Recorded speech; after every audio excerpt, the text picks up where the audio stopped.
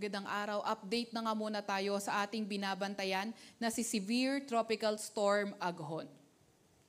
Kanina alas 4 ng hapon, ito nga yung latest location nito ni Severe Tropical Storm Aghon. Nasa may Mauban, Quezon. Nagtataglay ng lakas na hangin na 95 kilometers per hour at bugso na abot ng 130 kilometers per hour. Kumikilo sa direksyong northeast ng mabagal. At kaninang alas 3 nga, etong si Aghon nag-develop sa Severe Tropical Storm category.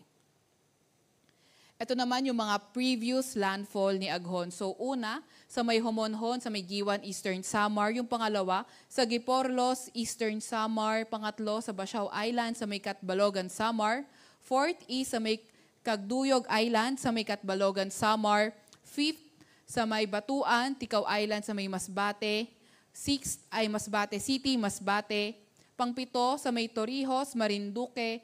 At yung pinaka-latest or yung latest natin ay sa may Lucena City, sa may Quezon, kaninang 4:30 ng umaga.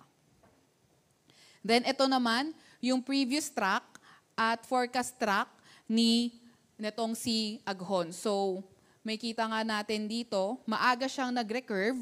So maaga siyang napunta sa coastal waters ng Quezon at ayun din yung nakita natin kadahilanan kung bakit mas napaaga yung kanyang pag-intensify sa severe tropical storm category.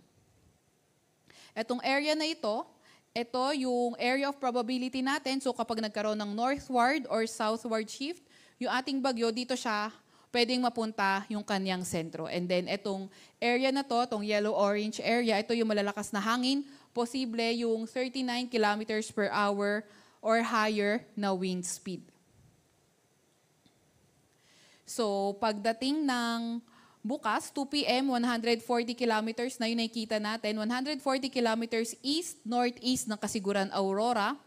By 2 p.m. ng May 28, 490 kilometers sa may east of Basco, Batanes, and pagdating ng May 29, 2 p.m., 1,060 kilometers east-northeast ng extreme northern Luzon. And although nakita nga natin dito, pagdating ng Tuesday, may kalayuan na nga sa landmass natin itong si Aghon, pero posible itong makahatak ng southwesterly wind flow.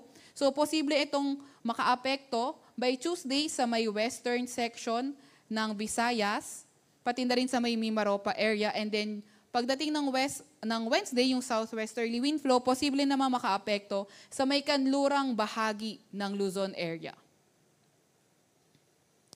At dahil nga rito kay Aghon, meron din tayong nakataas na tropical cyclone wind signal number 3 dito sa may eastern section ng Quezon, kabilang na nga ang Polillo Islands. Then meron din tayong signal number 2 dito sa may Aurora, northern at central portion ng Quezon, sa may Laguna, eastern portion ng Batangas, dito rin sa may eastern at central portion ng Rizal, sa northern portion din ng Camarines Norte. Then may signal number 1 tayo sa may silangang bahagi ng Isabela, sa may silangang bahagi ng Quirino, sa may southern portion ng Nueva Vizcaya, sa may eastern at southern portion ng Nueva Ecija, dito rin sa may southern portion ng Bataan, sa may eastern portion ng Pampanga, sa may Bulacan area, dito sa Metro Manila, sa may Cavite, nalalabing bahagi ng Quezon, nalalabing bahagi ng Rizal, nalalabing bahagi ng Batangas, northern at central portion ng Oriental Mindoro, sa may Marinduque, sa extreme northern portion ng Romblon, sa nalalabing bahagi ng Camarines Norte at sa Camarines Sur. So inaasahan nga natin, posibleng mas maging mataas yung hangin sa mga coastal and upland mountain areas at posibleng mas mahina sa mga sheltered from prevailing wind direction. Ano bang inaasahan natin pagdating naman sa mga malalakas na pag-ulan? So ngayon hanggang bukas ng hapon, yung greater than 200 millimeters of rain sa may Quezon.